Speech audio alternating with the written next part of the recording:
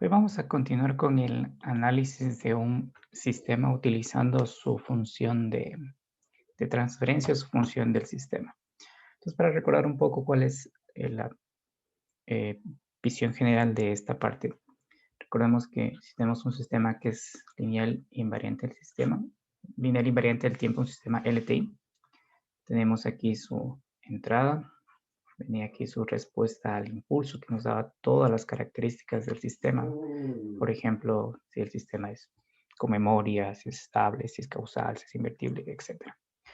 Ahora, todo este análisis nosotros lo podemos realizar a través de esta función de aquí, que ya sabemos que es la transformada z de la respuesta al impulso, que tiene ese nombre particular de ser función del sistema. Función del sistema. Y en ciertos casos también tiene otro nombre que es similar, que se conoce como función de transferencia.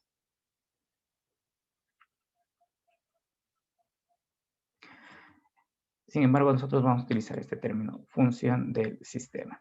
Entonces, al igual que en el dominio del tiempo, observando cómo es la respuesta al impulso, podemos determinar características de este sistema. Observando lo que es la función del sistema, también nosotros podemos conocer características del sistema, por ejemplo, sabiendo adicionalmente que existe una cierta región de convergencia que está ubicada en este círculo de radio unitario. En muchos casos, para no sobrecargar la notación, no se suele colocar aquí el 1 que indica que es el, el radio de este círculo. Aquí tenemos la parte real, y aquí está la parte imaginaria. Entonces, en este círculo de radio unitario va a estar plasmada la región de convergencia. Y en esta región de convergencia van a estar las raíces del numerador que van a dar los ceros de esta función h de z y van a estar las raíces del denominador que se denominan polos, que se los puede identificar. La x va a ser un polo, son las raíces del denominador de esa función racional que caracteriza a esta respuesta, a esta función del sistema. Y también las raíces del numerador que van a ser los ceros, que también van a estar en, en este círculo de radio unitario, que es esta región de convergencia. Entonces hay casos donde estos polos van a estar en posiciones complejas conjugadas y también los ceros pueden estar en posiciones complejas conjugadas, pueden estar dentro del círculo radio unitario como fuera del círculo de radio unitario. Entonces esa es una de las características que nosotros vamos a observar para caracterizar ese sistema, que es en general la región de convergencia. Una de las cosas que ya vimos con ustedes es que cuando todos los polos y ceros están dentro del círculo de radio unitario, el sistema tiene dos características que son deseables porque son sistemas que se pueden implementar, que es la causalidad y lo que es la estabilidad. Recordemos que la causalidad significa que para calcular la salida, yo utilizo muestras presentes y pasadas de la entrada. Eso es un sistema causal. Y la estabilidad significa que también se conoce como sistemas vivo, de entradas acotadas, salidas acotadas, que se ingresa una señal finita a mi sistema. Yo voy a tener aquí una salida finita. Eso tiene que ver la estabilidad. Entonces, nosotros nos hemos enfocado en analizar cómo está constituida esta función del sistema, que es una función racional, es decir, la división de un polinomio de z para otro polinomio, y observando cuáles son las posiciones de los polos y los ceros en la región de convergencia. Entonces, de esa forma, nosotros caracterizamos a este sistema LTI en el dominio Z. Recordemos que en el análisis de Fourier nosotros utilizamos lo que era esta variable omega minúscula, que era el dominio de la frecuencia. También hacíamos un análisis en el dominio de la frecuencia. Y en este caso, para un sistema discreto, que extiende el análisis de Fourier para señales que son no estables, nosotros podemos hacer el análisis de este sistema LTI en el dominio Z. Recordando que Z es una variable compleja de esta forma, que tiene un cierto radio y una cierta fase. Entonces estamos enfocados en observar cómo está constituida esta función del sistema y su parte correspondiente en la región de convergencia. También conversamos con ustedes hace unas clases cómo existe una relación entre esta transformada Z y lo que es la respuesta en frecuencia. Otra de las formas que tenemos para analizar este sistema es utilizando lo que es la transformada de Fourier de la respuesta al impulso, que nos daba esta señal o esta función que tenía el nombre particular de llamarse respuesta en frecuencia del sistema. Entonces hay una relación entre la respuesta en frecuencia del sistema y la función del sistema. Nosotros vimos que esa relación la daba justamente la región de convergencia de esta función del sistema, cuando esa región de convergencia contenía al círculo de radio unitario, pudiendo ser que la secuencia en el tiempo sea una señal derecha, una señal izquierda, una señal bilateral. La condición era que para que una señal que tiene una representación en el dominio Z también tenga una representación en el dominio omega o de frecuencia, es que la región de convergencia de esta transformada Z contenga al círculo de radio unitario. Bien, entonces avanzando con este análisis, nosotros vamos a ver de qué forma nosotros podemos calcular la respuesta en frecuencia a partir de la función del sistema expresada como una función racional. Entonces, lo que vamos a ver ahora es que si yo tengo la función del sistema expresada como una función racional, como analizando esta expresión de aquí, yo puedo calcular la respuesta en frecuencia. Y en sí lo que vamos a hacer es evaluar esta expresión de aquí a lo largo del círculo de radio unitario, es decir, cuando R es igual a 1. Recordando que R está justamente aquí embebido en lo que es el valor de Z, que podríamos decir también cuando Z es igual, si R es igual a 1, sería aquí R, como R es 1, ya no es necesario poner, aunque lo podemos poner aquí para que quede en evidencia, E a la J omega. Entonces vamos a ver cómo hacemos esta evaluación de aquí, pero en particular va a ser una evaluación de tipo geométrica. Es decir, lo que nos vamos a nosotros a ocupar es de la región de convergencia. Vamos a analizar la posición de los polos y los ceros. Y de alguna forma esa distancia de los polos y los ceros hacia el círculo de radio unitario nos va a determinar características de esta respuesta en frecuencias. Entonces, este paso que vamos a hacer desde la función del sistema evaluada en el círculo de radio unitario para tener características de lo que es la respuesta en frecuencia va a ser hecho de forma geométrica, es decir, viendo las posiciones de los polos y los ceros en la región de convergencia. Entonces, esta evaluación geométrica la vamos a hacer primero haciendo esta evaluación que está aquí. Entonces, nuestra respuesta en frecuencia, haciendo esa evaluación, en particular es este reemplazo que vamos a hacer aquí, nos va a quedar esa constante A y factorizada aquí en el numerador vamos a tener esta expresión. Recordemos que las raíces de este numerador son los ceros de la función, estos beta sub k, e a la menos j omega. Y aquí lo que vamos a tener es el polinomio del denominador, cuyas raíces nos van a dar los polos de la función, que son las posiciones o los valores para los cuales esta función del sistema tiende al infinito. Alfa menos j omega. Entonces, eso de aquí es lo que yo les he venido comentando, que tiene un nombre particular que se conoce como función racional. Entonces, una función racional, que es la expresión de la transformada z, de hecho podemos hacer aquí un pequeñísimo ejemplo de lo que es esta función racional, que h de z es, por ejemplo, 1 más 2z a la menos 1, y aquí dividido para 1 menos z a la menos 1. Esto sería un ejemplo de una función racional. Entonces, una función racional simplemente es la división de dos polinomios. Y estos son polinomios en z. Entonces, como tenemos aquí, como ustedes pueden observar, polinomios, estos polinomios pueden ser cuadráticos, cúbicos, potencia cuarta, quinta, no importa. Se los puede factorizar. Por ejemplo, si nosotros tuviéramos aquí 1 menos z al cuadrado, por ejemplo. Si factorizamos esto de aquí, tendremos esta expresión de aquí. Entonces, este polinomio, sea numerador o sea denominador, se lo puede factorizar. Como ustedes pueden ver, factorizar es el producto de estos términos de aquí. Entonces, todas esas multiplicaciones se generalizan con este pi mayúsculo de aquí, que son multiplicatorios. Recuerden que nosotros habíamos trabajado ya con sumatorios, y aquí aparecen los multiplicatorios. Entonces, si el sumatorio hace la suma de estos términos que están aquí, el multiplicatorio va a ser el producto de estos términos que están acá.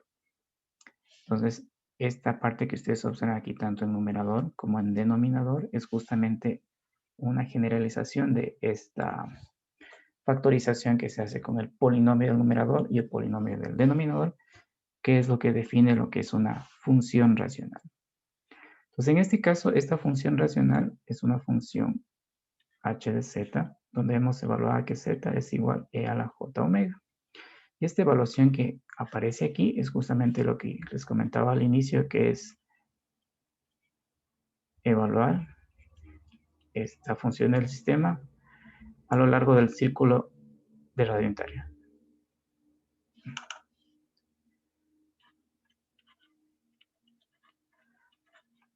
Del círculo de radio unitario. Es decir, vamos a hacer una evaluación a lo largo de todo este círculo de radio unitario.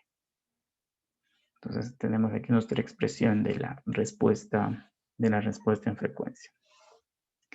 Ahora, si nosotros calculamos la magnitud de esta expresión, recordemos que por lo general este término de aquí es un número complejo.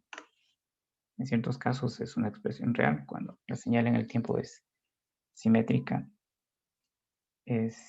par y es real. Pero en este caso, generalmente la respuesta en frecuencia es un número complejo. Entonces podemos calcular su magnitud. Entonces vamos a calcular la magnitud de esta expresión. Entonces la magnitud de esta expresión, que ya saben, el módulo de h de e a la j omega. Tendríamos acá el módulo de este término a. Y aquí tendríamos en el numerador el producto del módulo de estos factores que hemos conseguido. Entonces aquí tenemos módulo. Aquí recordemos que va desde k igual a 1 hasta q. Acá va desde k igual a 1 hasta p. 1 menos alfa sub k e a la menos j omega. Entonces vamos a enfocarnos primero en este término que está aquí. Vamos a desmenuzar un poco este término que está aquí. Y ver qué información nos provee con relación a la posición de los polos y los ceros. El análisis va a ser similar para el término que tenemos aquí debajo en el polinomio del denominador. Entonces vamos a enfocarnos en cómo está constituido este término de aquí. Entonces vamos a escribir acá 1 menos beta sub k e a la menos j omega. Y aquí lo que nosotros podemos hacer es simplemente tomar este término, pasarlo al denominador. Como ustedes pueden ver, tiene aquí signo negativo, puede pasar al denominador. Y hacemos esa suma. Entonces vamos a tener aquí 1 menos beta sub k e a la j omega. Realizamos esta suma de aquí, vamos a tener aquí e a la j omega menos beta sub k sobre e a la j omega. Y esto de aquí lo podemos separar de esta manera. Aquí el módulo de e a la j omega menos beta sub k dividido para el módulo de e a la j omega. Y ustedes ya pueden observar que justamente el módulo de este término de aquí es igual a 1. Cuando el número complejo, z, no digamos, sí, podemos decir número complejo z, está expresado de esta forma polar, todo lo que multiplica a la exponencial es el módulo de z. Ustedes pueden ver que esta exponencial aquí está un 1 que no se lo escribe, entonces una vez que calculemos el módulo, esto de aquí es igual a 1. Entonces este término, como ustedes pueden observar, se simplifica a esta expresión que tenemos aquí, e a la j omega menos beta sub k. Entonces, si regresamos acá a esta expresión, vemos que estos beta sub k nos dan las posiciones de los ceros de la función y estos alfa sub k nos dan la posición de los polos de esta función. Entonces, los ceros son las raíces del numerador de esta función racional y estos alfa sub k son los polos, que son los valores donde esa función tiende al infinito. Entonces, esta magnitud que ustedes observan aquí es la longitud de un vector.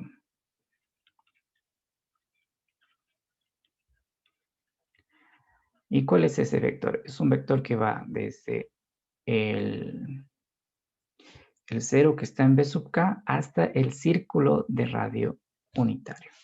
Entonces, ese lo vamos a visualizar en esta imagen. ¿Dónde está esa imagen? Ups. Vamos a copiar la imagen. Es más fácil observarle.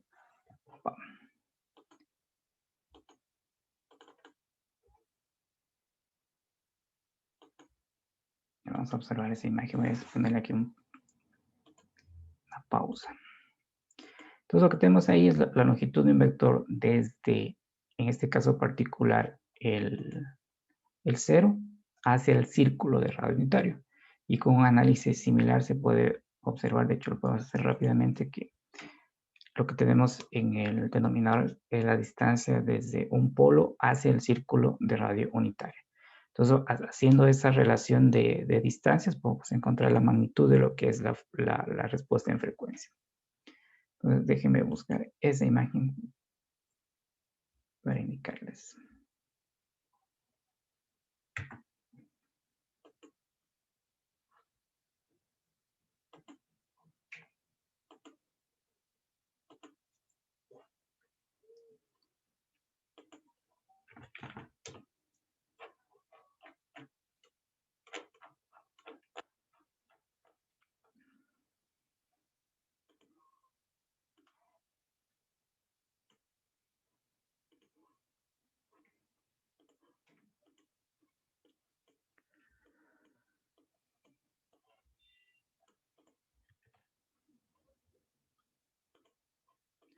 Ok, entonces vamos a ver qué es lo que hemos encontrado aquí. Entonces, este valorcito de aquí, beta sub k, es la posición de un 0 que está indicada aquí en la imagen. Si nosotros hacemos un análisis similar con la parte de el denominador con este término de aquí, nosotros vamos a llegar a una expresión que es de este tipo. A la j omega menos alfa sub k. En este caso, este de aquí es un polo. Entonces, esta es la longitud de un vector desde el polo hacia el círculo de radio unitario. Justamente está aquí el polo y aquí está el círculo de radio unitario. Entonces, la longitud de este vector V2 nos da esta expresión de aquí y la longitud de este vector V1 nos da esta expresión que tenemos acá. Entonces, si regresamos a la expresión que no podemos copiarla aquí para que sea más fácil visualizar con el gráfico. Tenemos aquí la magnitud de este valor de A. Este valor de A de aquí vamos a asumir que es un valor positivo. También que este valor de A es un valor real. Aquí tenemos el producto de las magnitudes de estos factores que componen el numerador de esta función racional, beta sub k e a la menos j omega. Aquí 1 menos alfa sub k e a la menos j omega. Entonces noten que al momento de sacar estas magnitudes de aquí estamos realizando una división. Entonces, ¿qué sucede cuando esta magnitud que está de aquí es pequeña? Cuando esta magnitud de aquí es pequeña, ¿qué va a pasar con esta magnitud de aquí? Va a crecer. En cambio, si esta magnitud de aquí es pequeña, lo que es la respuesta, el módulo de la respuesta en frecuencia de este sistema va a decaer. ¿Qué significa? Empecemos con el análisis de esta parte que tenemos aquí debajo. Cuando esta distancia es pequeña, significa que este polo de aquí vamos a suponer aquí, está muy próximo al círculo de radio unitario. Eso es lo que significa cuando esta magnitud de aquí es pequeña. Como es la distancia desde el polo hacia el círculo de radio unitario, conforme ese polo está más próximo del círculo de radio unitario, va a hacer que la magnitud de la respuesta en frecuencia crezca. Igual de esta parte de acá, cuando tenemos que bueno, de hecho, inversamente, si cuando esta magnitud, el polo se encuentra por aquí, ustedes pueden ver que esta longitud con respecto al círculo de radio unitario también va a crecer y por tanto esta magnitud va a ser más pequeña. Entonces, una de las consecuencias que va a suceder cuando evaluemos la magnitud o el módulo de la respuesta en frecuencia del sistema a partir de la función de transferencia. Eso lo podemos hacer, como ustedes pueden ver, a través de este proceso geométrico que ustedes observan. Ahora vamos a ver cómo obtenemos estas fases que están aquí. Entonces, recordando un poco lo que sucede cuando estamos trabajando con esto de la división de dos números complejos. Por ejemplo, si aquí tenemos e a la j teta complejo y tenemos aquí e a la j phi, por ejemplo, ¿cuánto vale la fase de este e a la j teta menos phi? Entonces, cuando tenemos la división de dos números que son complejos, vemos que tenemos la misma base y lo que sucede con las fases es que esas fases se restan. ¿Qué sucede si tenemos, por ejemplo, aquí e a la j teta multiplicado por e a la j beta? Aquí lo que va a suceder es que vamos a tener la misma base y se van, en cambio, aquí a sumar estas fases. Entonces, tengamos en cuenta estas dos operaciones. Que cuando estoy multiplicando estos números complejos, el resultado, tengo una suma en las fases. Y cuando estoy dividiendo, tengo como resultado una diferencia de las fases. Entonces, las dos operaciones van a aparecer aquí una vez que calculemos lo que es la fase de esta respuesta en frecuencia que estamos analizando a partir de la transformada Z. Entonces, nosotros tenemos la transformada Z, la evaluamos en el círculo de radio unitario y tenemos esta expresión de aquí que es la respuesta en frecuencia. Esta respuesta en frecuencia, al ser un número complejo, se puede expresar como un módulo de fase o como parte real y parte imaginaria. Entonces aquí esto puede expresarse como h de e a la j omega módulo por e a la j. Y aquí la fase de esta respuesta en frecuencia, la fase de esa respuesta en frecuencia. Entonces, en el paso anterior nosotros hemos calculado esta expresión aquí, que es el módulo. Y ahora nos vamos a ocupar de cómo calcular esta fase, porque necesitamos los dos términos para poder caracterizar por completo la respuesta en frecuencia. Por lo general, en cuanto a notación, este término de aquí, que yo lo he escrito con esta notación de aquí, se suele utilizar un término que es phi sub h de omega. Entonces, esta va a ser la fase de esta respuesta en frecuencia. Recordemos que lo que hemos calculado antes es la magnitud. Que en otras palabras, es simplemente encontrar las distancias de polos y ceros hacia el círculo unitario. Esas distancias, como ustedes pueden ver arriba, son multiplicadas. Se hace la división y se encuentra esta magnitud. Esta magnitud de aquí es un número, por ejemplo, puede ser 4, puede ser 7. Y aquí esta fase va a estar en radianes por segundo entre 0 y 2 pi. Entonces esta parte ya vimos cómo se hace. Ahora vamos a ver cómo determinar lo que es esta fase de la respuesta en frecuencia a partir de la evaluación de la función de transferencia, evaluándola en el círculo de radio unitario. Entonces vamos a escribir nuevamente cuál es esa evaluación para utilizar estas dos operaciones que les indiqué aquí para determinar esta fase de esa respuesta en frecuencia. Entonces escribamos esa ecuación. Esa ecuación decía que tenemos h de e a la j omega. Aquí está cierta constante a. Tenemos el producto de esos factores una vez que habíamos factorizado el polinomio del numerador. Beta sub k e a la menos j omega hasta q Y aquí teníamos estos otros factores, 1 menos alfa sub k e a la menos j omega. Entonces, en el apartado anterior ya analizamos lo que es la magnitud y ahora vamos a ver la fase.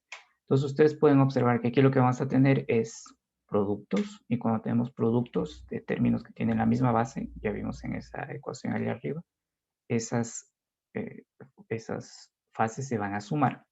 Y además, bueno, tanto en el numerador como en el denominador voy a tener dos sumatorios.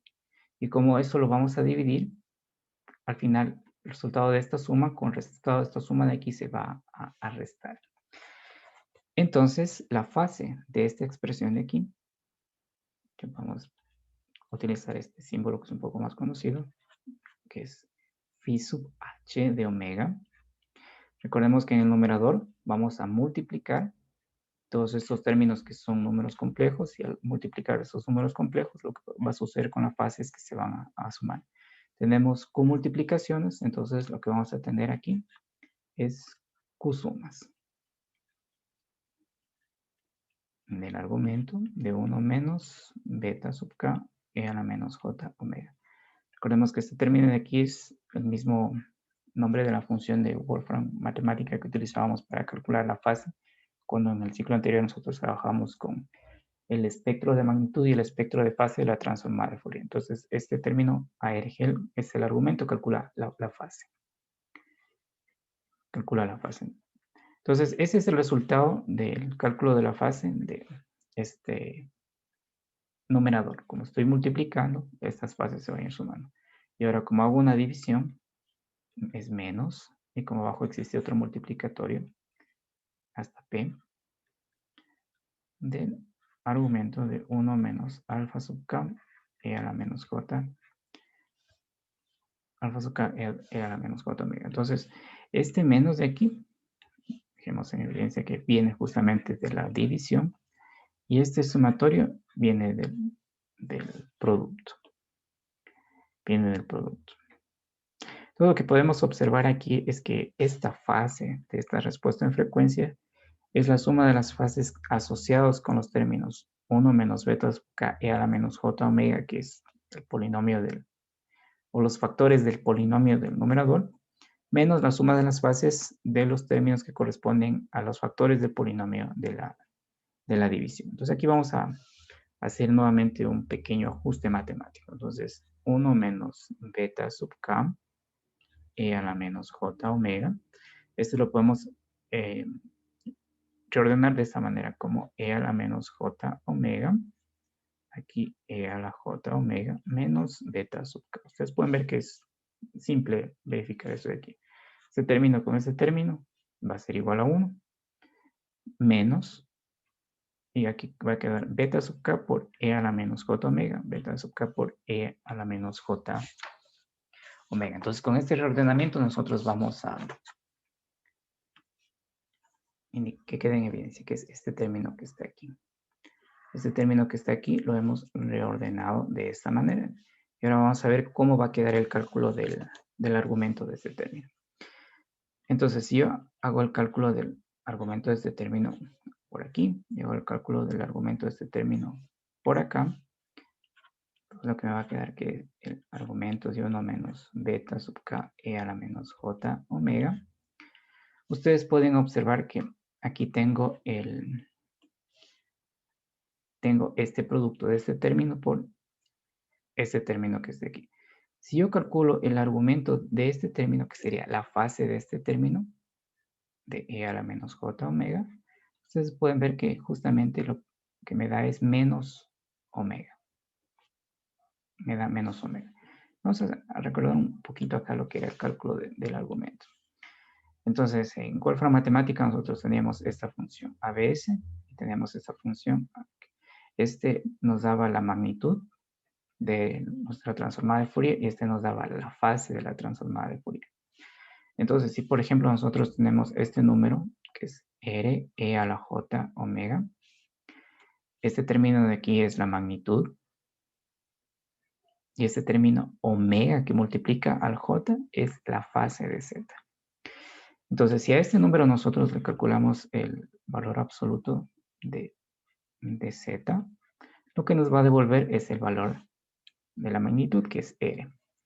Si este valor de Z nosotros le calculamos el argumento, lo que nos va a devolver es el término que está multiplicando a J, que sería omega. Son las mismas funciones que utilizamos en Wolfram Matemáticas, son las que utilizamos para lo que es el espectro de magnitud y el espectro de fase de la transformada de Fourier, que en este caso es la respuesta en frecuencia, siendo la transformada de la respuesta al impulso, es la que estamos analizando aquí.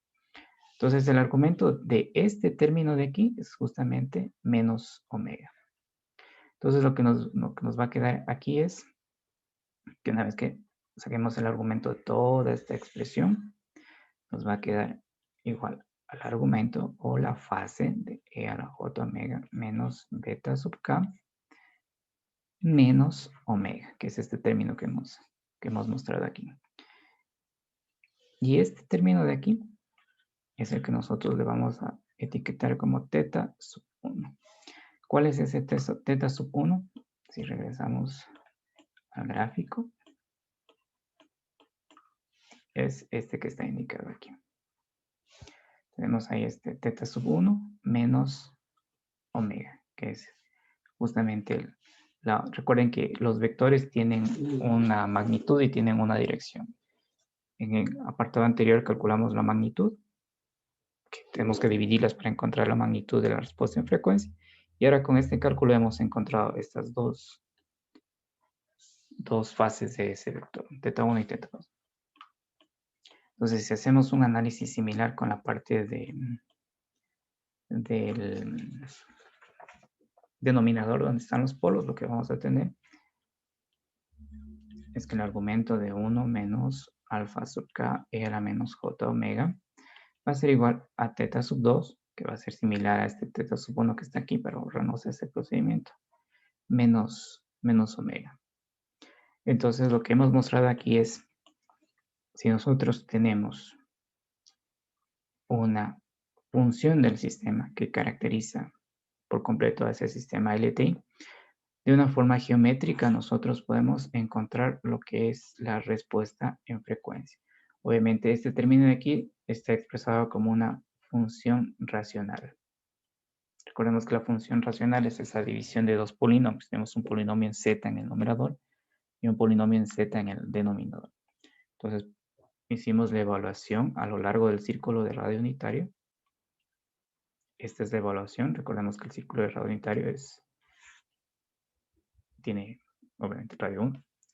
Y lo que hicimos en esa evaluación geométrica es a través de dos pasos. Lo primero, determinamos la magnitud de esta respuesta en frecuencia, observando que esa respuesta en frecuencia tiene una relación directa con la distancia que existe entre los polos y los ceros hacia el círculo de radio unitario. Y la segunda parte es encontrar lo que era la fase de esta expresión. La fase de esta expresión es lo que hicimos hace unos minutos. Entonces hemos mostrado cómo, a partir de la función racional de esta función del sistema, evaluando a lo largo del círculo de radio unitario de forma geométrica, observando la posición de los polos y los ceros con respecto o la distancia de los polos y los ceros con respecto al círculo de radio unitario. A través de un paso calculamos magnitud y a través de otro paso calculamos la fase. Entonces tenemos la respuesta en frecuencia a partir de la función del sistema. Pues como ustedes pueden ver, es un procedimiento estrictamente geométrico. Ya en unos ejercicios que vamos a hacer más adelante, vamos a poner en práctica todo lo que hemos visto aquí ahora. Pero que quede en evidencia que podemos obtener la respuesta en frecuencia a partir de la función del sistema a través de este método geométrico usando dos pasos. Primero, encontrar la respuesta, la magnitud, y luego lo que es la fase. Recuerden que si esta es mi respuesta en frecuencia, nosotros teníamos que cuando calculábamos la magnitud y cuando calculábamos la fase, teníamos unos nombres particulares. A este término de aquí se le conocía como respuesta. Esta es la respuesta en frecuencia. le conocía como espectro de magnitud y ese se le conocía como espectro de fase. Entonces ese se denomina espectro de magnitud y este se denomina espectro de fase. Entonces podemos utilizar esa terminología, esa respuesta en frecuencia. Otra forma de denominar este término era el espectro de la respuesta al impulso, pero tiene ese nombre particular de respuesta en frecuencia. Ahora lo que vamos a ver es un tipo de sistemas que se conoce como sistemas de fase lineal. Son sistemas de fase lineal.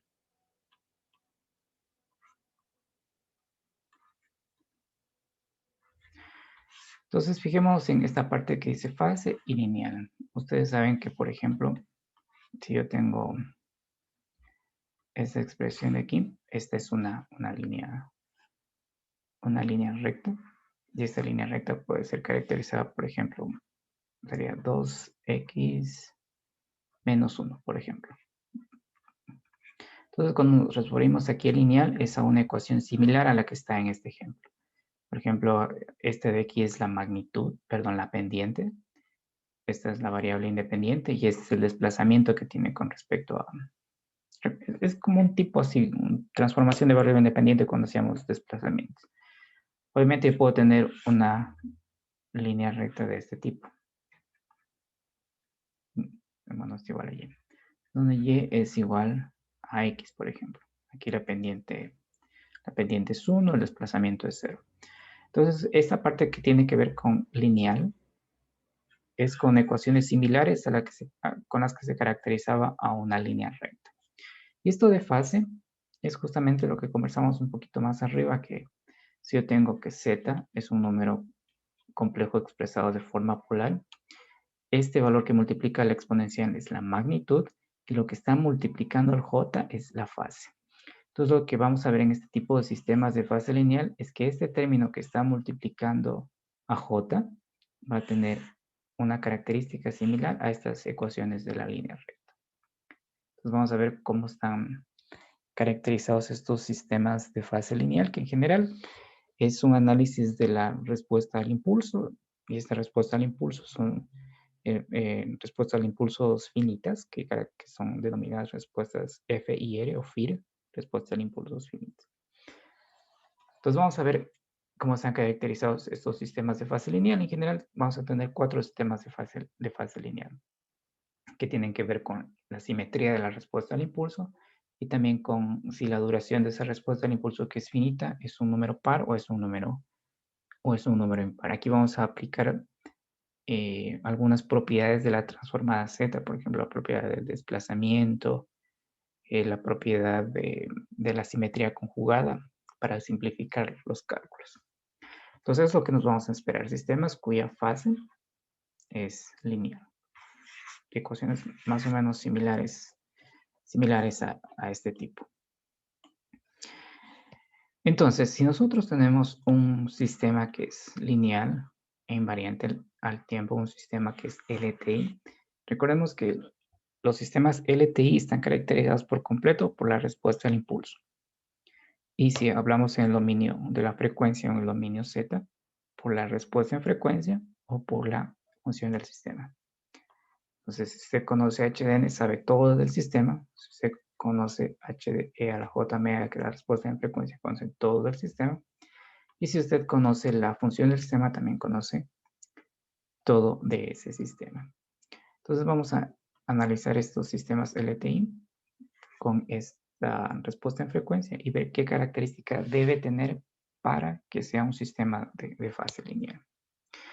Entonces, un sistema de fase lineal es aquel que tiene la siguiente característica, que esta respuesta en frecuencia tiene una cierta magnitud, recordemos que por lo general es un número complejo,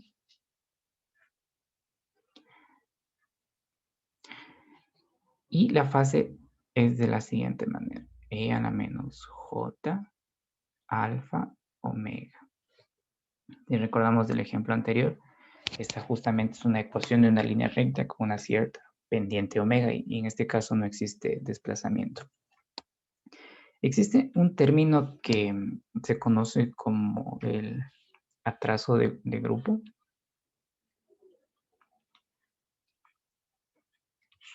Ese atraso de grupo ustedes lo pueden analizar un poquito más en lo que es en el libro de Xiao, en el capítulo 2, que está en la página 56.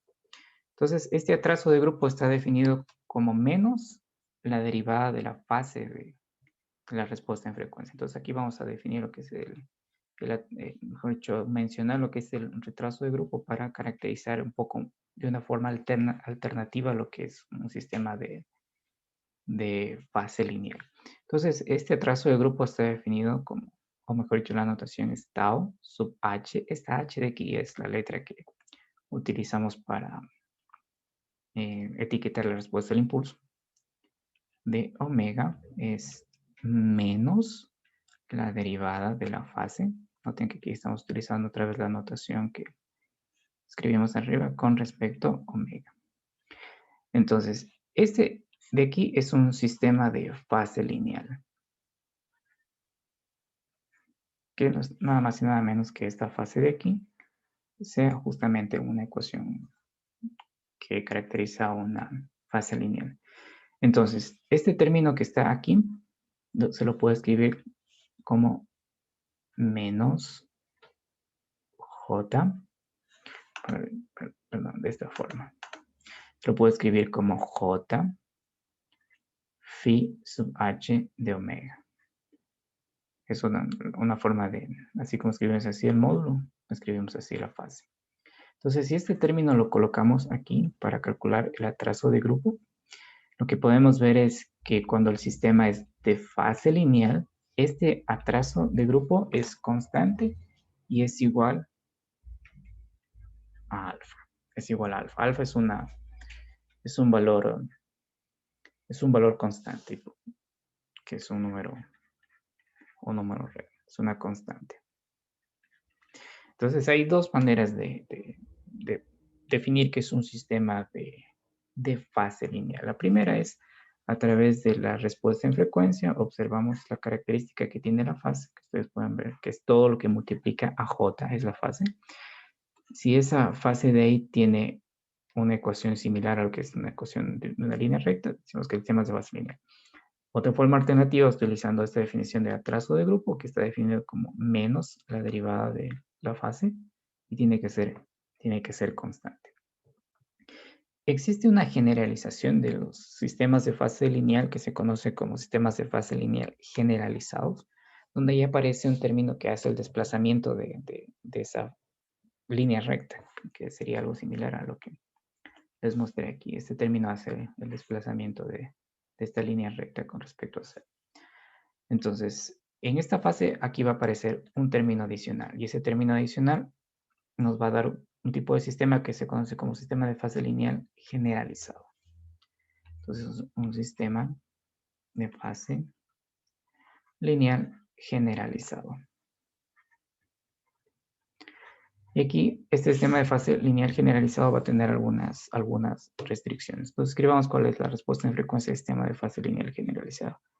H de E a la J omega es aquí, tiene una cierta magnitud, E a la J omega, por E a la menos J, y observen aquí, menos omega, menos beta. Pueden ver que aquí aparece este término adicional, que lo que va a hacer es que esa línea recta de la fase se desplace derecha o izquierda. Ahora, el sistema de fase lineal generalizado tiene que añadir este término de aquí, y este término que aparece aquí tiene que ser un número real, tiene que ser un número real. Y este valor de omega y beta son constantes. Valor de alfa y beta son constantes. Entonces ustedes pueden observar que tenemos aquí lo que es un sistema de fase lineal y un sistema de fase lineal generalizado. El sistema de fase lineal generalizado aparece este término adicional aquí y esta restricción de que este valor de acá sea real. Pero los dos comparten la misma característica de que su atraso de grupo va a ser una constante. Porque si nosotros sacamos la derivada de esta fase de aquí, Recordemos que todo este término es phi h de omega. En el momento de hacer la derivada menos la derivada nos da justamente este término aquí que es el valor constante. Entonces vamos a hacer un ejemplo de este tipo de sistema de fase lineal. Por lo pronto sabemos las características. Podemos sintetizarlo diciendo que el atraso de grupo es una constante. ¿Y qué es el atraso de grupo? Es menos la derivada de la fase de esta respuesta en frecuencia. Tenemos la caracterización en el dominio de la frecuencia. Ahora vamos a ver un ejemplo partiendo desde la respuesta al impulso. Y eso nos va a dar algunas características de cómo debe ser la respuesta al impulso para que el sistema sea de fase lineal. Lo que vamos a ver en este ejemplo es que esa respuesta al impulso tiene que ser finita y la duración puede ser duración par o duración impar. Por ejemplo, 10 muestras de duración, 20 muestras de duración o 5 muestras de duración, 7 muestras de duración. Entonces, en este ejemplo de aquí, nosotros vamos a tener un sistema FIR. Recuerden que un sistema FIR es respuesta al impulso finita, es decir, la función h de n va a tener una duración finita. Y esta respuesta al impulso finita, h de n, es la siguiente. Es una constante a partir de 0, 1, hasta un cierto valor de n y vale 0 en otro caso. Esto lo podemos graficar. Aquí está 0, vale 1. Aquí está 1, vale 1. Aquí está 2, vale 2. Y así hasta un cierto valor de n mayúscula. Este valor de n mayúscula lo vamos a utilizar más adelante para caracterizar un poco más a este sistema. Entonces, es un sistema de respuesta al impulso finito. Ese es un sistema FIR o FIR. Ustedes pueden ver que justamente esta respuesta al impulso tiene una duración que es finita. Tiene esa duración que es finita. Ahora, la respuesta en frecuencia que voy a escribir aquí tiene que ver con dos ejemplos que ya vimos me imagino que fue en el curso pasado, que es la transformada de Fourier de una onda cuadrada y la propiedad del desplazamiento en el tiempo. Entonces recordemos que cuando teníamos una onda cuadrada en el tiempo, en frecuencia nos daba esa función sinc discreta, y que cuando la señal era desplazada en el tiempo, lo que sucedía en frecuencia era que se mantenía el mismo espectro, pero aparecía un cambio de fase que era proporcional a ese desplazamiento, y ese cambio de fase era justamente una exponencial.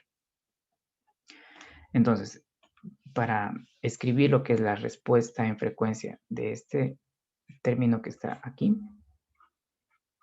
que es la transformada de Fourier, hay que tener presente esas dos características. La onda cuadrada tenía como espectro una función sinc.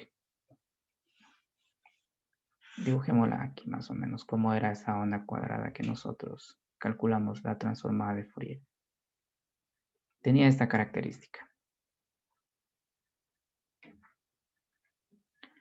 Decirle esta x de n. Era una onda cuadrada pero discreta. Entonces, cuando nosotros calculamos la transformada de Fourier de esta señal de aquí, nos daba la función sinc, que era el seno de algo sobre el seno de otra cosa. Ahora, ustedes pueden notar que entre estas dos funciones de aquí, la diferencia es un desplazamiento de n sobre 2 muestras. Por ejemplo, aquí vamos a tener menos n sobre 2. Y este término de aquí era n sobre 2.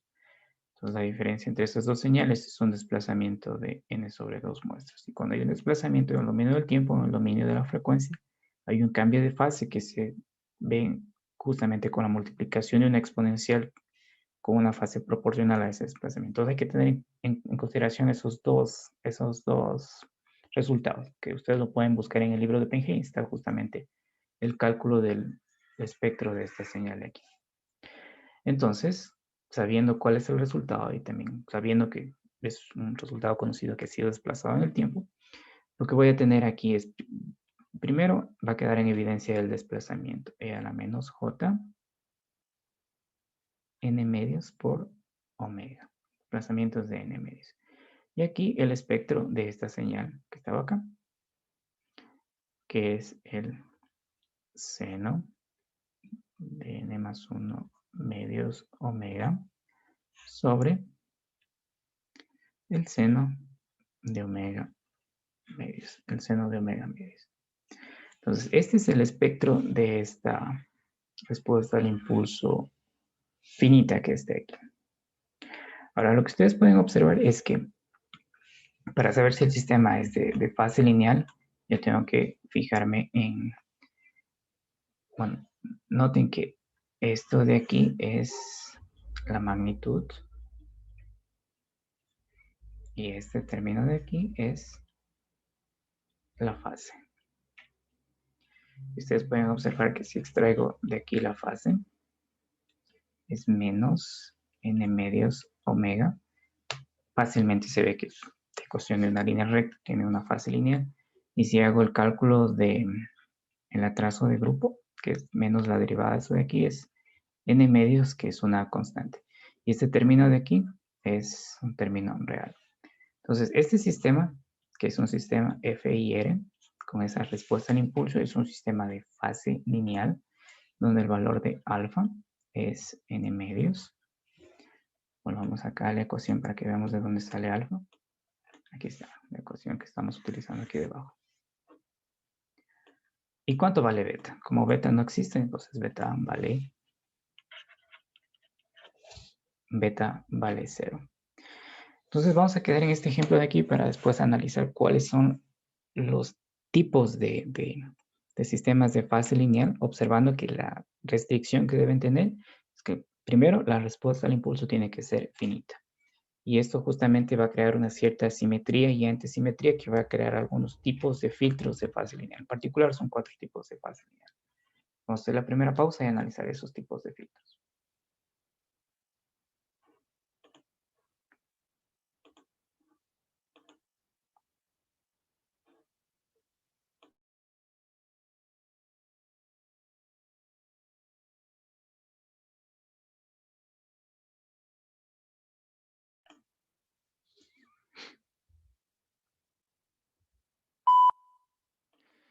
Bien, entonces ya tenemos una característica que debe tener la respuesta al impulso para que el sistema sea de fase lineal. Y una de ellas es que sea de longitud finita, es la primera.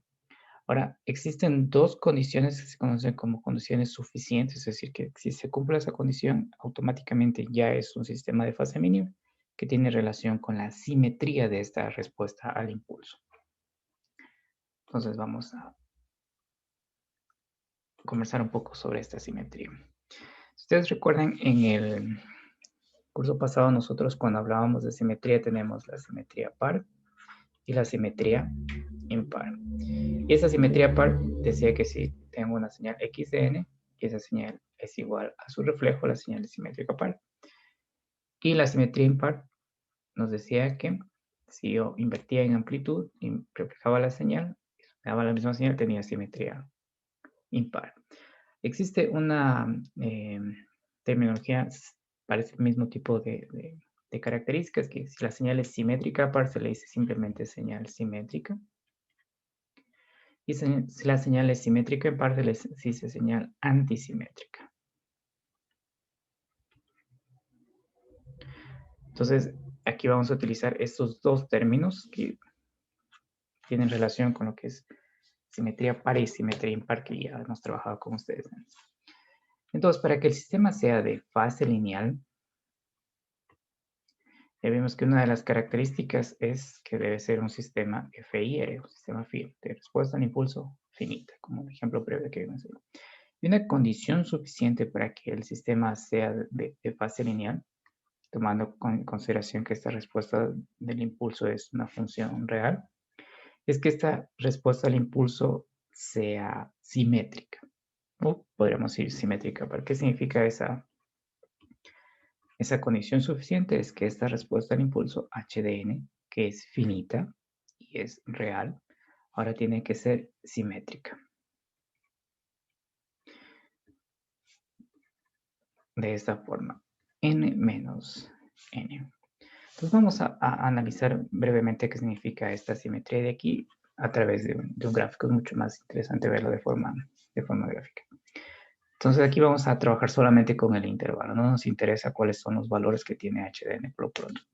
Ahora nos interesa que sea real, finita, y esta condición suficiente de que sea simétrica esta respuesta al impulso. Entonces, como es un sistema causal, recordemos que un sistema causal empieza a partir de 0 hacia adelante, tiene valores que son no nulos. Antes de 0 vale 0. Entonces, esta función va a ir desde 0 hasta n más 1. Desde 0 hasta n más 1. Esa va a ser la longitud de esa respuesta al impulso, de 0 hasta n más 1. Entonces, notemos que aquí lo que tenemos son dos transformaciones de variable independiente. Por un lado tenemos un reflejo y por otro lado tenemos un desplazamiento. Si hacemos primero el desplazamiento, ya sabemos que vamos a hacer de dos formas. Reflejo primero y desplazamiento después, o primero desplazamiento después reflejo. Cualquiera de las dos formas son válidas. Entonces, por ejemplo, si hacemos primero el reflejo, aunque esta gráfica de aquí, vemos si la puedo copiar. Vamos a traerla acá, para que sea más fácil ver esas dos operaciones que vamos a hacer. Este es n. Opa. Borremos esto de aquí. Y aquí está n más 1. Recordemos que este n más 1 es la característica de que es un sistema FIR, respuesta al impulso finito. Entonces, si hacemos el reflejo de una señal que está entre 0 y n menos 1, vamos a colocar aquí ese reflejo, va a estar entre 0 y menos n más 1. Hemos hecho la primera operación, va a estar en este sentido. Ahora lo que ustedes pueden observar es que aquí existe, lo podemos escribir aquí como un más n. Si no hubiésemos reflejado este más n, lo que haría es que la señal se vaya hacia la izquierda, que sería un adelanto, pero como ya hemos reflejado la señal, este desplazamiento también se invierte y lo que va a hacer es que esta señal se desplace n posiciones hacia la derecha. Entonces, el momento en que hagamos que esta señal se desplace para acá n posiciones hacia la derecha, va a volver a estar nuevamente ubicada en este intervalo que está aquí. Entonces, como ustedes pueden ver, esta señal tiene esta característica de esta simetría que le hemos mostrado aquí en estos tres intervalos. Aquí está originalmente entre 0 y n-1. Aquí hemos hecho el reflejo, se encuentra en este intervalo. Y luego hemos hecho el desplazamiento de n muestras que llega exactamente a la misma posición. Entonces, esta es la característica suficiente para que un sistema que es FIR, con una respuesta al impulso sea real, sea un sistema de fase lineal. Tiene que cumplir con esta simetría que está aquí. Para este caso particular, como ya tenemos aquí este valor de n preestablecido, el valor de alfa, que correspondía a la pendiente de la fase lineal, va a ser igual a n sobre 2, y el valor de beta va a ser igual a 0 o pi. O sea, ya vamos a ver más adelante por qué puede ser 0 o pi. Existe una condición alternativa para que esta respuesta al impulso también sea de fase lineal, y es que la respuesta al impulso en este caso sea antisimétrica. Que en nuestro contexto podemos decir que tenga simetría impar, es decir, que h de n sea igual a menos h de n menos n. Noten que aquí aparece simplemente este término menos de aquí, que es la diferencia que había entre simetría par y simetría impar. Se puede hacer un análisis similar a los intervalos que hicimos aquí para probar esta parte de aquí. Ahora, lo que vamos a ver ahora, bueno, antes de eso, cuando cumple con esta condición, vamos a ver que alfa es igual a n medios y beta es igual a pi medios o en 3 pi medios. Aquí este beta estaría en 0 o pi, y aquí este beta estaría en pi medios o 1.5 pi, que sería este valor que vemos aquí. Entonces, a partir de estas definiciones, nosotros podemos tener cuatro tipos de filtros. Entonces, un filtro sería que sea simétrico y que n sea par. Y otro es que sea simétrico, la respuesta al impulso, y que n sea impar. Tenemos aquí dos tipos de filtros. Los otros dos tipos de filtros es que la respuesta al impulso sea antisimétrica y n sea par, o que sea antisimétrica y n sea impar. Entonces, estos cuatro filtros que vamos a analizar aquí son cuatro tipos de filtros de fase lineal. Entonces, dependiendo de si n es par o si n es impar, esta simetría va a tener un cierto centro de simetría. Entonces, vamos a analizar esos cuatro tipos de filtros. Los podemos sintetizar aquí. Que la respuesta al impulso, y aquí el valor de n. Entonces, va a haber un tipo de filtro donde la respuesta al impulso es simétrica y este número de aquí va a ser par, donde va a ser simétrica, y este número va a ser aquí impar, donde la respuesta al impulso es antisimétrica, que este valor es par, y donde es antisimétrica y este valor de aquí es impar. En este análisis que vamos a hacer aquí, nos vamos a encontrar con cómo debe estar constituida esta respuesta en frecuencia de ese sistema. Entonces, una de las propiedades que va a asomar aquí es que cuando la señal es simétrica, cuando la señal, la primera condición es real. Cuando la señal es real y es simétrica par, su espectro es también par y es puramente real. Y veíamos también una de las propiedades que si la señal es real y es impar en frecuencia, sigue siendo impar y es puramente imaginaria. Entonces, esas dos propiedades nos vamos a encontrar para el análisis de esta respuesta en frecuencia para estos cuatro tipos de filtros de fase lineal. Entonces, recordemos que una característica es un filtro de duración finita. La otra es que esta es una señal que es real. También causal. Ya sabemos que la causalidad significa que es igual a 0 para n menor que 0. Y que sea simétrica y antisimétrica. Vamos a analizar también cuáles son esos centros de simetría. Demostramos que esto de aquí se cumple. Y antisimétrica, esta característica que tenemos aquí.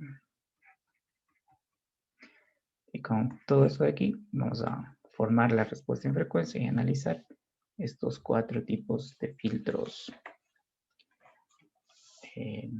de fase lineal. Filtros de fase lineal. Entonces, el primer que se conoce como el filtro de tipo 1 de fase lineal. Entonces, en el tipo 1 la característica es que la respuesta al impulso es simétrico par o simplemente simétrico para utilizar la terminología del libro. Y la otra restricción es que este valorcito de aquí es par. Entonces, si es simétrico, recordemos que la respuesta al impulso tiene esta característica. Y aquí vamos a ver simétrico con respecto a qué. Simétrico con respecto a qué. Entonces, para analizar esta parte de aquí, vamos a ver un ejemplo, este de aquí. Entonces, vamos a fijar en este tipo de filtro. Es el que tiene la respuesta al impulso es simétrica. Ustedes pueden ver que justamente esta respuesta al impulso es simétrica y el centro de simetría se encuentra justamente en n sobre 2. Y aquí ustedes pueden ver que n vale 4. Entonces, el tipo de filtro número 1 tiene n par que vale 4 y la señal tiene es simétrica o es simétrica par. Entonces, en este tipo de configuración, el centro de simetría está justamente en este valor n sobre 2, que vendría a ser el valorcito de alfa, que ya vimos que es la pendiente de esa ecuación de la línea recta que caracteriza a estos sistemas de fase de fase lineal. Y otra de las características que ustedes pueden observar es que este valor de alfa de aquí es entero. Si nos adelantamos un poquito al tipo de filtro 2, vemos que este valor de alfa está aquí en 2.5, que se conoce como medio entero. O sea, un medio entero es el entero más una mitad, 2.5. Entonces, en este caso particular, por un tipo de filtro tipo 1, n par, la señal es simétrica, y este valor de alfa está ubicado en n sobre 2 y es un número, como ustedes pueden ver, entero. Es un número entero. Entonces, aquí vamos a escribir cuál es la respuesta en frecuencia. Primero vamos a escribir la respuesta en frecuencia. No vamos a hacer el análisis de la respuesta en frecuencia porque sería redundante, pero sí vamos a poner énfasis en cuáles son las propiedades que están involucradas en el cálculo de esa respuesta en frecuencia. Entonces, para este filtro tipo 1, la respuesta en frecuencia es la siguiente. Vamos a escribir aquí la expresión y vamos a esbozar cuáles son las propiedades involucradas en esta señal que está aquí. Entonces, si regresamos aquí a la gráfica, podemos ver que... Opa, regresamos aquí. Entonces, tenemos aquí una señal que tiene este formato, similar al que está aquí, pero centrada con respecto a 0. Ustedes pueden ver que la relación entre esta señal que está aquí y esta señal que está indicada acá es un desplazamiento. Es un desplazamiento de n sobre 2 muestras y un desplazamiento en el dominio del tiempo. Ya sabemos que en frecuencia corresponde a un cambio de fase. Y ese cambio de fase se plasma en el producto de ese espectro con una exponencial proporcional a ese desplazamiento. Otra de las características que va a estar involucrada aquí es que esta señal de aquí, ustedes pueden ver que tiene una simetría par. Y una de las propiedades que vimos con ustedes en el análisis de Fourier es, bueno, recordemos que en el inglés par es even. Y la notación que teníamos es que cuando sacábamos la componente par de una cierta señal, eso correspondía a la parte real del espectro de esa señal. Esa era una propiedad que analizamos con ustedes. Entonces, esta señal de aquí ya es par. Y si sacamos la parte par de una señal par, va a quedar exactamente la misma señal. Es decir, que cuando nosotros calculemos el espectro de esta señal de aquí, que sería el espectro de esta señal que está acá, nos va a dar una señal que es estrictamente real. Y como esta señal ustedes ven que ha sido desplazada, va a aparecer por ahí un término que es una exponencial cuyo exponente es proporcional a ese desplazamiento. Entonces hay que tener en consideración estas dos propiedades, que cuando la señal es desplazada, aparece por ahí una exponencial proporcional a ese desplazamiento, y cuando la señal tiene simetría par, su espectro es puramente real. Entonces vamos a escribir aquí cuál es ese resultado teniendo en consideración esas dos propiedades. Entonces la primera, el primer término que aparece aquí corresponde a ese desplazamiento, n medios omega. Y aquí vamos a tener otra de las cosas que va a sumar aquí. Vamos a regresar a este término, a este ejemplo que está aquí. Nosotros sabemos que el cálculo de la transformada de Fourier es la ecuación que vamos a escribir aquí. Voy a utilizar aquí la ecuación que utiliza el libro. El libro en la ecuación 2.1 utiliza aquí el término k. Nosotros utilizamos el término n. Al final, k y n es exactamente lo mismo, es un número, una variable entera. Pero para seguir la misma notación del libro voy a utilizar esta en la ecuación 2.1, donde hace el análisis de Fourier de este tipo de señales discretas. Por e a la menos j omega k, para k desde menos infinito hasta más infinito. Entonces, nosotros ya sabemos por esta propiedad que está escrita acá abajo que este resultado va a ser real. Entonces, este término de aquí nosotros lo podemos escribir de esta forma, como h de k, y a esta exponencial, a través de la relación de Euler, nos va a quedar un coseno de k omega menos un j h de k seno de k omega. Y este término es imaginario y por esta propiedad de aquí, este término no lo vamos a ver. O sea, a lo largo del cálculo va a desaparecer. Entonces podemos nosotros escribir que nuestra transformada de Fourier es esta respuesta al impulso multiplicada por coseno de k omega. ¿Por qué? Porque este resultado de aquí, dada esta propiedad de simetría, va a ser real. Entonces, vamos a escribir, esa es una de las características que vamos a encontrar. Y otra característica es que, si dado que esta señal es simétrica, estas muestras de aquí corresponden a estas mismas muestras que está acá. Entonces, en lugar de hacer el sumatorio a lo largo de todas las muestras, hago el sumatorio solamente de la mitad, y como los pesos de estas muestras son iguales, lo que hago es calcular solamente la mitad y multiplicarla por 2. En el momento de multiplicarlo por 2, tengo exactamente el mismo resultado. Es como que ustedes, en una circunferencia, ustedes pueden calcular el área de una circunferencia con integral. Ustedes pueden hacer la integral de 0 a 2pi, o también pueden hacer la integral de 0 a pi, y ese resultado multiplicarlo por 2. O pueden hacer la integral de 0 a pi, a pi medios, y ese resultado multiplicarlo por 4. Entonces aquí por la simetría yo puedo hacer el cálculo de la mitad y ese mismo resultado lo multiplico por 2. Entonces, teniendo en cuenta esas características, aquí este resultado va a ir desde k igual a 0 hasta n medios. Ustedes pueden ver que estoy haciendo solamente el cálculo de la mitad.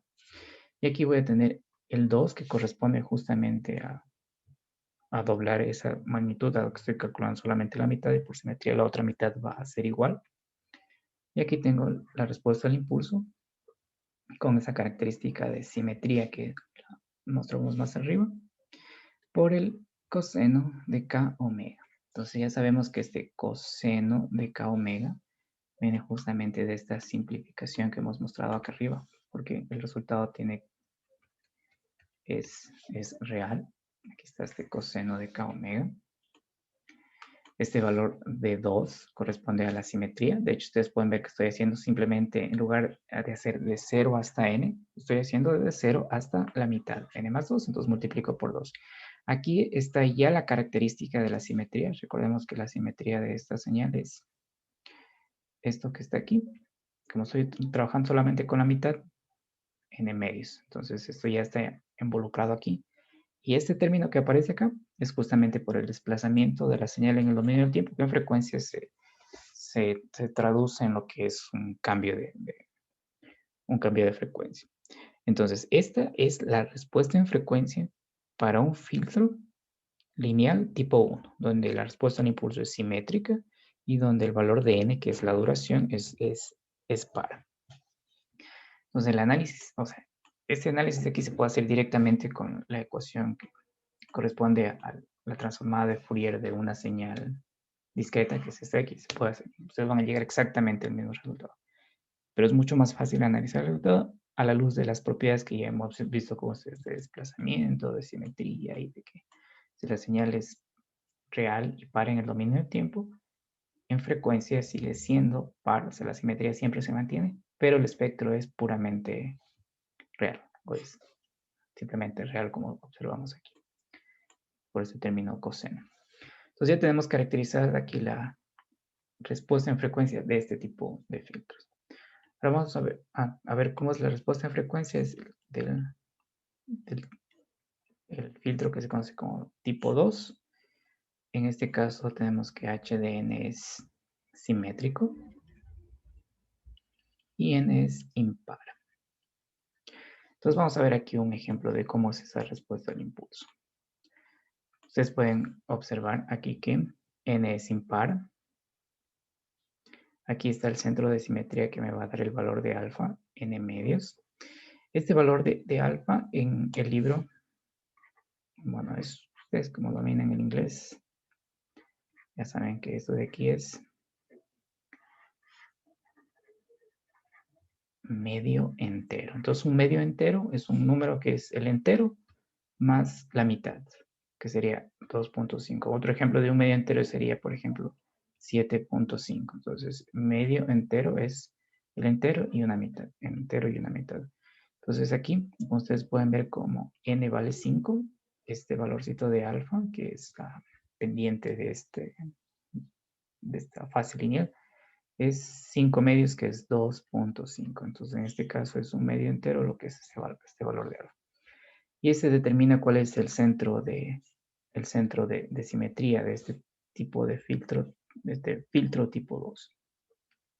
Ustedes pueden observar que, similar al caso anterior, esta señal de aquí es causal. No, todos son causales. Significa que antes de la muestra 0, vale 0, como ustedes pueden observar aquí. Y para este caso particular, la respuesta en frecuencia es la siguiente. Para esta respuesta en frecuencia es un análisis muy similar a lo que hicimos en la determinación de esta respuesta en frecuencia que está aquí. Como la señal es simétrica par y n es impar, lo que voy a tener como espectro es una señal que tiene la misma simetría, va a seguir siendo par, y también va a ser puramente real. Sin embargo, aquí hay que tomar en cuenta que como n es impar, existe por ahí un desfase de media muestra, que sería de un medio, y eso lo vamos a ver justamente en esta respuesta en frecuencia. Entonces, la respuesta en frecuencia para este tipo de filtro tipo 2, simétrico y n es impar, similar como es causal, y aparece ese desplazamiento, tenemos aquí ese reflejado en frecuencia, ese desplazamiento de n medios por omega, n medios por omega. Hacemos similar al caso anterior, el cálculo solamente a lo largo de la mitad, tomando en cuenta ese que n es impar, y aquí aparece el 2, porque es el doble de, al hacer el cálculo de la mitad, la otra mitad tiene los mismos pesos, entonces multiplicado por 2, tenemos ya el cálculo completo, n más 1 medios menos k por, aquí aparece nuevamente el coseno, porque es una señal que tiene un espectro que es real, k menos medio por omega, k menos medio por omega. Entonces, esta es la respuesta en frecuencia para este tipo de filtro de fase lineal tipo 2 con esta respuesta al impulso que es simétrica y n es impar. Determinamos el desplazamiento, este 2 es porque estamos haciendo el cálculo de solamente la mitad. Aquí ya está involucrado lo que es la simetría de esta respuesta al impulso, y este coseno ya saben que justamente es de la propiedad de que la señal en frecuencia va a ser simplemente la parte real. Recordemos esta propiedad que vimos arriba, que en la parte par de una señal, y como esta señal es simétrica par, en frecuencia corresponde a la parte real del espectro. Esa parte real del espectro está justamente involucrada en este coseno de aquí, que de la ecuación original de la transforma de Fourier nosotros nos hemos quedado simplemente con la parte real una vez que aplicamos la relación de Euler. Entonces ya hemos analizado dos tipos de filtro de fase lineal, su respuesta en frecuencia, cuando la respuesta al impulso es simétrica. Ahora, la propiedad que nos va a ayudar a analizar estos dos tipos de filtro cuando la respuesta al impulso es antisimétrica es que cuando la señal en el dominio del tiempo es real e impar, en frecuencia se mantiene la misma simetría, sigue siendo una señal con simetría impar, pero en este caso particular el espectro es puramente imaginario. Puramente imaginario significa que la parte real vale 0. Por ejemplo, si yo tengo un número real que es 2 más 3j, tiene aquí su parte real y esta es su parte imaginaria. Si yo tendría, por ejemplo, un número z sub 1 que es 3j, ustedes pueden ver que la parte real vale 0, y este tipo de números es lo que nosotros le denominamos puramente imaginario, es decir, que su parte real vale 0. Entonces, lo que nos vamos a encontrar en estos dos tipos de filtros que vienen a continuación son espectros o respuestas en frecuencia donde no existe la componente real, existe simplemente un j y su parte imaginaria. Entonces, en este tipo de filtro, tipo 3, es el caso cuando esta respuesta es antisimétrica, que es la respuesta al impulso que escribimos un poco más arriba, y el valor de n es par. Recordemos que n es la duración del filtro, porque es un filtro FIR. Entonces, si es antisimétrica, podemos escribir aquí cuál era esa respuesta al impulso. Tiene que cumplir con esta característica. Menos H, n mayúscula, menos N. Entonces, vamos aquí a hacer otra vez ese análisis que hicimos un poquito más arriba de cómo era el cálculo original de la respuesta en frecuencia. Entonces aquí estaba h de k. Recordemos que utilizamos k, que es la notación del libro de Shaw. En OpenGL nosotros utilizamos n, pero k y n es exactamente lo mismo, es una variable entera, por e a la menos j omega k. Este término de aquí, utilizando relación de Euler, es coseno. No lo podemos escribir acá directamente. Entonces va a quedar aquí el sumatorio para todo k. H de k coseno de k omega menos j, menos j, h de k, seno de k omega. Entonces, dado que esta señal es antisimétrica o impar, por las propiedades de Fourier sabemos que su transformada es impar y puramente imaginaria. Es decir, este término de aquí va a desaparecer. Nos vamos a quedar simplemente con el j, la respuesta al impulso y seno de k omega. Y esta respuesta al impulso la vamos a escribir con este término que está aquí, es decir, vamos a escribir su equivalente. Y este menos de aquí se va a ir con este menos que está acá. Entonces, con estas indicaciones vamos a escribir cuál es la respuesta en frecuencia de este término. Observemos primero cuál es el ejemplo de este tipo de filtro, una respuesta al impulso de este tipo de filtro. Aquí, filtro tipo 3. Ustedes pueden ver que esta señal justamente es antisimétrica o tiene simetría par. Aquí nos encontramos con el centro de simetría, es decir, que si en ese centro de simetría reflejamos a la señal e invertimos, nos queda la misma señal. Ustedes pueden observar que aquí tenemos nuestro n par, que n es igual a 4. Aquí este alfa va a ser justamente el centro de simetría n medios, que es igual a 2. Similar al caso anterior, esta respuesta al impulso es causal. Ustedes pueden ver que antes de 0 vale 0. Y también, como en el caso anterior, existe aquí un desplazamiento de la señal a la derecha y va a aparecer ahí ese término de la exponencial e a la menos jn medios omega, el desplazamiento. Entonces, con esas características ya podemos escribir cuál es la respuesta en frecuencia de este sistema, sabiendo que va a aparecer una exponencial, que va a aparecer la respuesta al impulso escrita de esta forma. Como es simétrica, podemos hacer lo mismo que en el caso anterior, calcular simplemente la mitad y luego multiplicar por 2. Y este término seno, dado que es puramente imaginario, esa respuesta en frecuencia. Entonces, para este caso de aquí, para un tipo de filtro tipo 3, a la j omega es igual a j, con la característica de ser impar en el tiempo. En frecuencia va a ser también impar y puramente imaginario. E a la menos j n medios omega por ese desplazamiento a la derecha que nos da justamente que la respuesta al impulso sea causal. Y aquí este sumatorio desde k igual 1 hasta n medios. Y aquí dentro es 2 justamente porque hacemos de la mitad.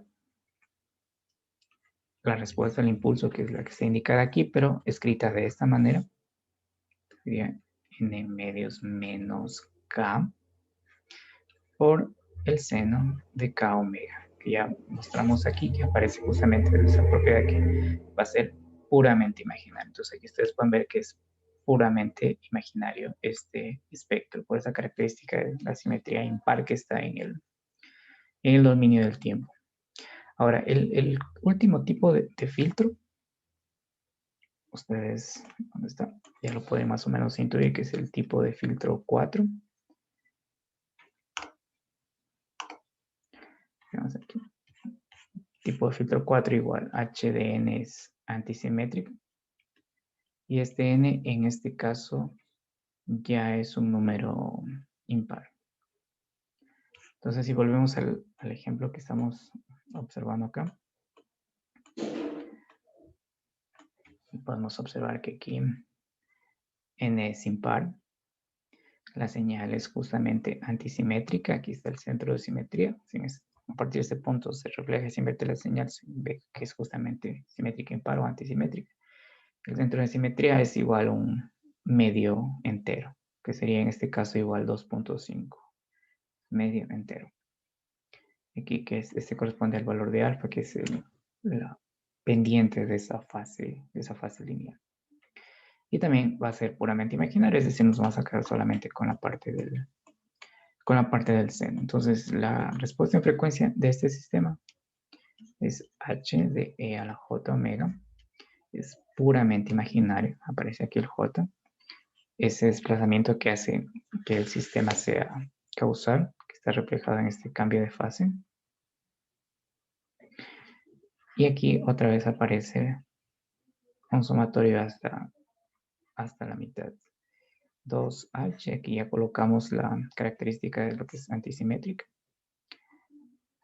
N más 1 sobre 2 menos k por el seno, que es puramente imaginario, de k menos medio omega. Y listo, entonces ya tenemos caracterizados 4 respuestas en frecuencia para los 4 tipos de filtros de fase lineal generalizada. Recordando que unas características son que la respuesta al impulso sea finita, filtro F y R. O sea, al ser finita es ya una respuesta al impulso estable. Es una característica que también vimos en las propiedades de Fourier. Si es finita, es estable. Es causal, es decir, que antes de la muestra 0 vale 0. Justamente esa causalidad se ve reflejada en este término de aquí a lo largo de todas estas respuestas en frecuencia. Y la condición suficiente para que esta respuesta al impulso, que es real y es F y R, es que o bien sea simétrica o antisimétrica. Con esas dos condiciones, dado que ese valor n mayúscula, que es la duración de esa respuesta F y R, puede ser impar, tenemos los 4 tipos de filtros caracterizados con estas 4 respuestas en frecuencia que las hacemos en lugar de ir por el análisis de ingresar toda la respuesta al impulso dentro de la ecuación de la transformada de Fourier, simplemente tomamos el resultado y comentamos cuáles son las propiedades involucradas en ese resultado. Entonces, nos quedan 3 minutos. Simplemente vamos a mencionar que un sistema de fase lineal también puede ser analizado en el dominio Z. Y ese análisis en el dominio Z, con las características que hemos visto aquí, lo podemos interpretar rápidamente en la región de convergencia. Entonces vamos a esbozar un poco ese gráfico ya para... Aquí está. Entonces, lo que hemos hecho hasta ahora es cómo está configurada la respuesta en frecuencia de un sistema de fase lineal, o en particular de fase lineal generalizada, con la condición suficiente de que esa respuesta al impulso sea simétrica o antisimétrica, y se forman los 4 tipos de filtros y esa duración es par o impar. Ahora se puede hacer un análisis también, o sea, el análisis anterior estaba en frecuencia, y se puede hacer un análisis también de lo que es esos sistemas a partir de la transformada Z. Entonces, ese análisis se puede sintetizar en esta figura 5.4 y en particular lo que hay que fijarse es en la posición de los ceros de la función del sistema. Recordemos que esta aquí es función del sistema cero. La posición de los ceros sería justamente las raíces del numerador de esta función racional. Es un sistema F y R, que es un sistema de fase lineal generalizada. Recordemos que el sistema de fase lineal generalizada tenía esta fase de aquí que era alfa, omega, menos beta, que nos da justamente un trazo de grupo constante. Y la respuesta al impulso real. La respuesta al impulso real, HDN, real. Entonces, el tipo 3 y tipo 4, que es cuando esta respuesta al impulso es antisimétrica, deben tener ceros en la posición 1, que es esta posición de aquí, tipo 3 y 4. mientras que el tipo 2 y 3 deben tener ceros en la posición -1. Otra de las características es la siguiente, que voy a tener ceros que son complejos conjugados que van a estar justamente en el círculo de radio unitario, como ustedes observan ahí. Y otra de las características es que también los ceros van a estar en posiciones recíprocas conjugadas, como ustedes observan estos ceros de acá, estos ceros que están acá. Y también en el eje real, en el eje real. Entonces, observando la posición de los ceros de la función del sistema, yo puedo determinar qué tipo de filtro de fase lineal es. Entonces, tenemos ceros que están en posiciones complejas conjugadas en el círculo de radio unitario, ceros que están en posiciones complejas conjugadas en el eje real, tenemos ceros que están ubicados en -1 y +1, y tenemos ceros que también están en posiciones complejas conjugadas y también en recíprocos conjugados. Entonces, en algunos ejercicios que van a aparecer más adelante, observando la que es la región de convergencia de la función del sistema, en particular la posición de los ceros, nosotros podemos determinar qué tipo de filtro es. Observando que están en el círculo unitario, en el eje real, en posiciones complejas conjugadas y en recíprocas conjugadas. Entonces, lo que nos falta comentar estos son los filtros pasa-todo, que tienen una ganancia unitaria y por ahí hacen una compensación de fase, y los sistemas de fase mínima. Recordemos que en un sistema causal también lo podemos determinar observando la región de convergencia. Para que el sistema sea causal y estable, todos los polos deben estar dentro del círculo de radio unitario. Esa es la característica. Entonces, de esa forma, al ser causal y estable, la región de convergencia a partir del polo más alejado del origen hacia el exterior. Entonces, la región de convergencia contenía el círculo de radio unitario y teníamos esa característica de que, observando que todos los polos estén dentro del círculo radio unitario, el sistema es causal estable. Y para que el sistema sea un sistema de fase mínima, que es un sistema particular de lo que son sistemas de fase lineal, tanto los polos como los ceros, todos deben estar dentro del círculo de radio unitario. Y ese es el análisis que vamos a hacer en la siguiente clase. Como ustedes me han dicho que nos falta interactuar y estaba leyendo los comentarios que habían escrito, no sé exactamente qué significa eso, pero vamos a tomar la lista ya con la cámara encendida. Entonces enciendan la cámara para tomar la lista y interactuar, que es lo que ustedes me han pedido.